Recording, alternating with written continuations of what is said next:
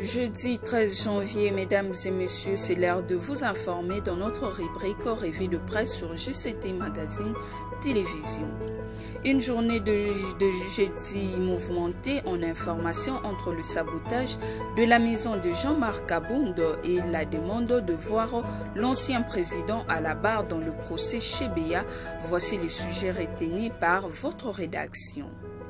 On commence notre tour d'information avec Politico.cd qui titre à la une « Procès Chebea, la comparution de Joseph Kabila exigée par la partie civile ».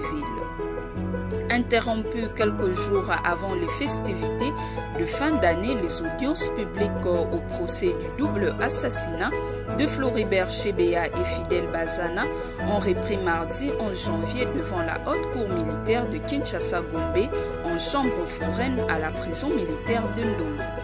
Alors que le plaidoirie devrait commencer, la Cour suspend les audiences et renvoie l'affaire afin de rencontrer la demande de la partie civile sur la comparution de l'ancien président de la République Joseph Kabila et du général John Numbi cité par le major Paul Mouilambwe comme commanditaire de ces doubles assassinats du défenseur des droits de l'homme Floribert Chebea et son chauffeur Fidel Bazana, apprend Politico.cd ce mercredi 12 janvier 2022 de sources judiciaires. Lors de ces dépositions et audiences, Paul Mouilambwe, l'un des témoins clés dans l'affaire, a chargé plusieurs personnalités dont le président honoraire de la République, Joseph Kabila, le général John Numbi, le général Joseph Mpondé, ancien auditeur supérieur militaire et les bourgmestres de la commune de Limete. Quand les téléphones sonnent, le général Pondé répond. Ça, c'est le général John Numbi qui appelle. Il parle en swahili. Est-ce que tu as déjà reçu l'appel du Raïs? Le général Pondé dit non. Et quand le Raïs appelle, il pose la question au général Pondé. Est-ce que Mouilambwe est là? Passe-le-moi. Et quand il me passe le président au téléphone, celui-ci me dit en swahili de ne pas révéler au général Pondé tout ce que j'ai vécu. La personne qui m'a informé, c'était le président Kabila lui-même, avait témoigné mercredi 8 décembre le policier Paulo Mouilambwe. Des témoignages qualifiés de contre-vérité pour le ministère public après que ce dernier a été contredit par 3 de ses co-accusés car le ministère public estime Paul Mouilambwe cherche à se disculper comme s'il n'avait pas joué un rôle dans ces crimes. Condamné par défaut pour assassinat, meurtre, désertion simple, terrorisme et association de malfaiteurs, le major Paul Mouilambwe est de retour à Kinshasa après près de 10 ans d'exil. Il s'y est de signaler cependant qu'au soupçonné d'être le commanditaire du double assassinat du défenseur des droits de l'homme Floribert Chebea et son chauffeur Fidel Bazana, l'ancien chef de la police nationale congolaise, le général John Numbi, a pris la poudre de scompette. Longtemps cité sans être réellement inquiété par la justice, en dehors de sa comparution en tant que simple témoin au procès en première instance en 2011, l'ancien bras droit de Joseph Kabila a vu le taux se resserrer autour de lui après les témoignages accablants de 2 policiers en exil, Hergile Ilunga et Alain Kayeye, qui ont affirmé en février dernier avoir participé à l'assassinat du fondateur de l'ONG La Voix de Sans Voix en 2010. Attendu à Kinshasa où il devait être entendu, il n'a pas répondu à l'invitation qui lui a été adressée jusqu'à ce que plusieurs sources ont annoncé sa cavale. Parmi elles, Georges Kapiamba, président de l'Association congolaise pour l'accès à la justice, ACAJ. Far West hier à Kingabwa nous informe Forum des As. Voulant venger leurs compagnons d'armes de militaires de la garde républicaine saccage la résidence de Jean-Marc Abounda, désarmant sa garde rapprochée et arrête son personnel civil. Des éléments de la garde républicaine très en colère ont désarmé hier mercredi 12 janvier dans l'après-midi la garde rapprochée de Jean-Marc Kabound avant de vandaliser sa résidence familiale située au quartier Kingabwa dans la commune délimitée. C'est ce qu'ont rapporté des sources concordantes témoins de l'événement relayé par plusieurs plateformes de médias sociaux à Kinshasa. Nous sommes devant sa maison et il y a plusieurs militaires de la garde républicaine. Ils ont arrêté même son personnel civil. Selon Stanis Boujakira, qui restitue ainsi le propos d'un témoin qui a évalué à plus de 50 personnes le nombre des éléments de la garde républicaine présents dans la résidence privée de Jean-Marc Kabound. Des images filmées et diffusées sur la toile par de proches du premier vice-président de l'Assemblée nationale, arrivé après le passage des éléments de la garde républicaine, montrent effectivement qu'ils étaient passés de scènes de violence, chaises, tables du bureau et autres mobiliers sens dessus-dessous, portraits en peinture, placardés de feu Etienne Tshisekedi, de Jean-Marc Kabound ainsi que quelques ouvrages retrouvés à même le sol. Président de l'IDPS parti au pouvoir. C'est comme ça qu'on les remercie, s'exclame l'un de ceux qui ont pris les images à l'intérieur de la résidence du numéro 1 en intérimaire du parti présidentiel. L'énigme, outre le fait de ces éléments de la police nationale congolaise commis à la garde de la résidence de Jean-Marc Kabound, ont été désarmés de témoins oculaires font également état de quelques cas d'arrestation parmi le personnel civil du numéro 2 de la chambre basse du Parlement. L'acte posé par le cortège de Jean-Marc Kabound contre un élément de la garde républicaine, même si en faute, est considéré comme une humiliation pour tous les militaires de ces corps. Tweet Stanis Boujakira Chamala, ajoutant qu'une source proche de Kabound dénonce des arrestations des civils dans la résidence du président en intérim de l'IDPS. Cependant, aucune source n'a clairement renseigné sur la cause réelle de cette descente punitive de la garde républicaine chez Jean-Marc Kabound. Qu'est-ce qui les aurait donc poussés à agir ainsi? Pourquoi ces comportements? On pourrait ainsi s'interroger à l'infini, mais donner des réponses exactes comme pour dire on ignore encore tout sur les vrais mobiles de la présence de militaires dans la somptueuse habitation du premier adjoint de Christophe Mbosso au perchoir de la représentation nationale.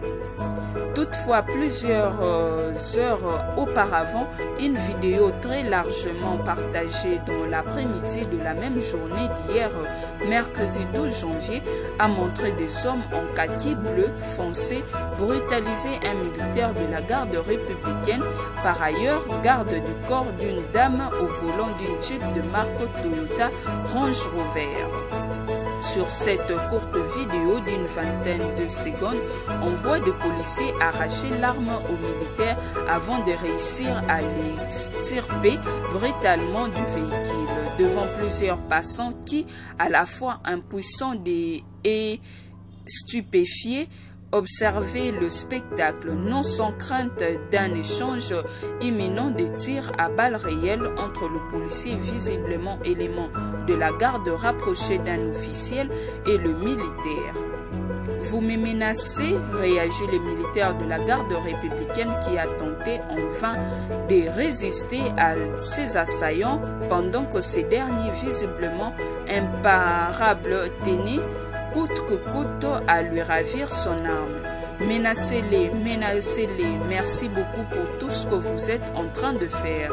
Ironise un homme en tenue civile ayant dans ses mains un talkie-walkie. C'est une vengeance. Ils sont venus récupérer l'arme, eux aussi désarmés, la garde rapprochée de l'honorable Jean-Marc Kabound. Il y a eu échange de tirs, nous avons pris fuite, indique le média en ligne okapinews.net qui rapporte le propos d'un habitant du quartier présent au moment de fait dans la résidence du premier vice-président de l'Assemblée nationale.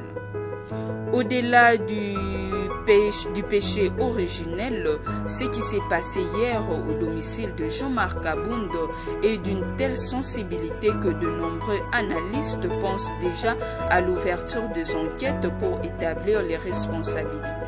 Mais en attendant, on ne saurait se substituer aux instances habilitées pour dire par exemple que tels ont tort et tels autres ont raison. Toujours est-il qu'il s'agit de la résidence d'un député national. Si, à la lumière de témoignages ci-dessus, la raison de la descente musclée de la garde républicaine chez Jean-Marc Kabound, soldée par le désarmement de sa garde rapprochée, a été de récupérer l'arme ravie de leurs compagnons, on se demande s'il n'était pas plus indiqué de s'en remettre aux instances qualifiées, en l'occurrence l'auditeur général de FARDC.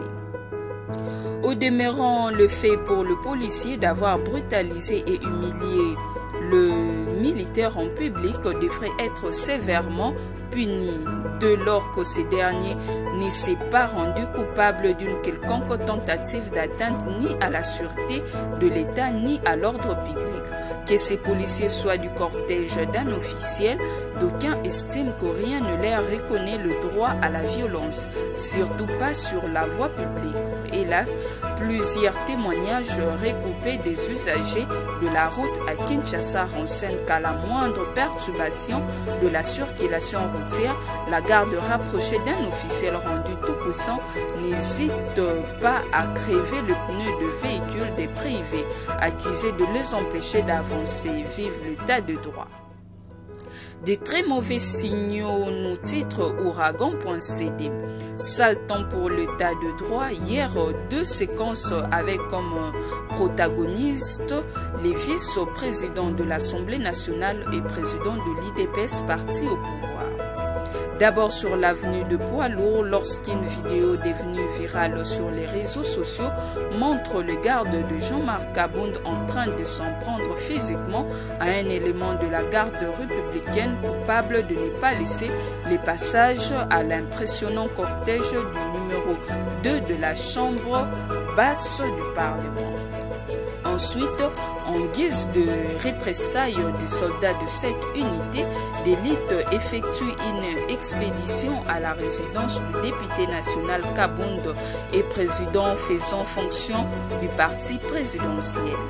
Ce n'est pas payer de mots que de constater que tout dans cette scène ubuesque désert le pouvoir. On ne peut pas se poser en héros de l'état de droit et laisser se dérouler des spectacles dignes d'une république bananière. Des policiers commis à la garde de l'un des principaux personnages ou personnalités du régime brutalisé un frère d'armes, jusqu'à lui retirer son arme comme pour se faire justice. Des éléments de la garde républicaine vont à leur tour vandaliser la résidence d'un député qui plus est un baron du régime. C'est la totale. Parlons d'un état de droit de la part de ceux qui claironnent. Ce concept est en fond une marque déposée de leur pouvoir. Tout l'exact contraire du haut de sa sagesse, les philosophes de la Renaissance Montaigne auraient lâché, les cordonniers sont souvent le plus mal chaussés. Par quelques bouts que l'on appréhende de la folle journée d'hier à Kingabwa, un constat de très mauvais signaux dans toutes les directions. À l'interne, ces Far West sonnent comme un cinglant démenti de la mort du régime des hommes forts.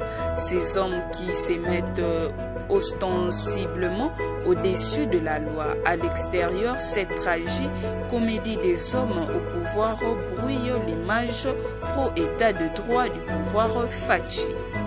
Sans le moindre jet de mots, l'expression « c'est tirer la balle dans le pied » ne serait pas à tirer par les cheveux. C'est faire harakiri ne tomberait pas non plus comme un cheveu sur la soupe.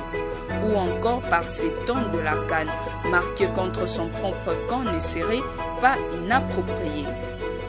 Un musicien bien de chez nous aurait ironisé en lingala Tala bango na bango bakomi kobunda eye mabe. En français, le voilà en train de se rentrer dedans entre eux, à 1000 lieues du FCC.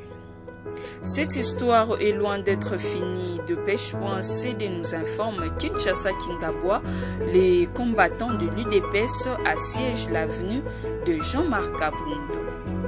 Kinshasa, 13 janvier 2022, l'avenue Lomami, située au quartier Kingabwa dans la commune de Limité, est depuis la matinée de ce jeudi sous contrôle des combattants membres de l'Union pour la démocratie et le progrès social et de PES parti au pouvoir. Pneus brûlés, barricades érigées et aucun véhicule autorisé à circuler. Les habitants contraints à faire le pied, pas des éléments de force de l'ordre en vue, apprend-on des témoins sur place. Pendant ces temps, la résidence de Jean-Marc Kabound reste jusqu'à présent sans garde et quelques combattants se sont décidés de remplacer les policiers désarmés et conduits hier dans la soirée par les éléments de la garde républicaine. Signalons que la résidence du président en intérim de l'IDPS et premier vice-président de l'Assemblée nationale a offert un spectacle désolant par des éléments de l'ordre qui se sont affrontés en scène de vengeance. À en croire les habitants de ces quartiers, les éléments de la garde républicaine ont imposé leur loi sur le policier commis à la garde de Kabound pour avoir humilié leurs collègues et l'avoir retiré son arme sur la chaussée de poids lourd. Ces derniers qui accompagnaient une sœur du chef de l'État se trouveraient à sens unique sur la route. Changeons de registre avant de nous quitter avec actualité.cd qui titre RDC CENI. Les 3 délégués de l'opposition ont prêté serment. L'équipe Kadima affiche complet. Les 3 nouveaux membres de la Commission électorale nationale indépendante, à savoir Didi Manara, Agé Matembo et Jean Tokole, ont prêté serment ce jeudi 13 janvier 2021 devant la Cour constitutionnelle.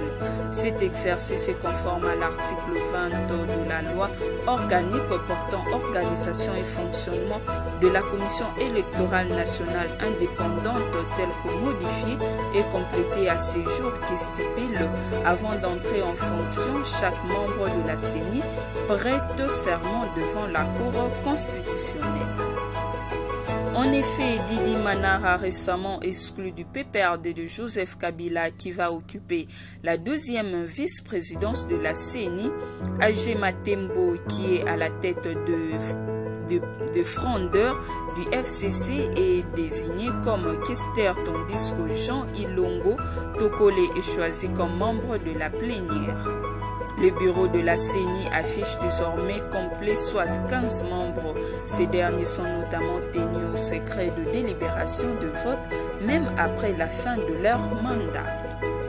Les députés nationaux de partis et regroupements politiques du Front commun pour le Congo avaient, dans une déclaration jeudi 16 décembre dernier, réitéré la position de leur famille politique qu'elle n'est pas concernée par la désignation de délégués de l'opposition à la Commission électorale nationale indépendante. Le camp Kabila a insisté sur le consensus et prévenu que tout membre désigné le serait à titre personnel. Bouclons cette revue de presse avec cet article de 7 sur 7 qui nous informe « Musique, la dépouille du général Defao est arrivée à Kinshasa ».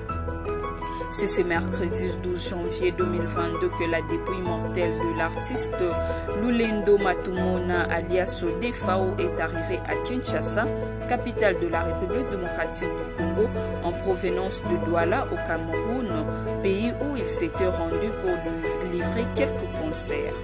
Aussitôt arrivé, le corps du général Defao a été acheminé à la morgue de l'hôpital du Cinquantenaire en attendant que le programme des obsèques soit rendu public. Pour rappel, Defao est décédé le 27 décembre 2021 à Douala de suite d'une courte maladie selon des sources non officielles. Le général Defao était un chanteur, auteur, compositeur, interprète congolais, né le 31 décembre 1958 à Kinshasa. Il a débuté sa carrière musicale en 1976 avec plusieurs collaborations avec des artistes comme Papa Wemba, Kofi Olomide, Lutumba Simaro et le groupe Banaoki. Dans les années 2000, Defao avait quitté la RDC pour s'exiler au Kenya où il vivait pendant 20 ans avant de retourner au pays en 2019 grâce à l'appui du président de la République Félix Tshisekedi.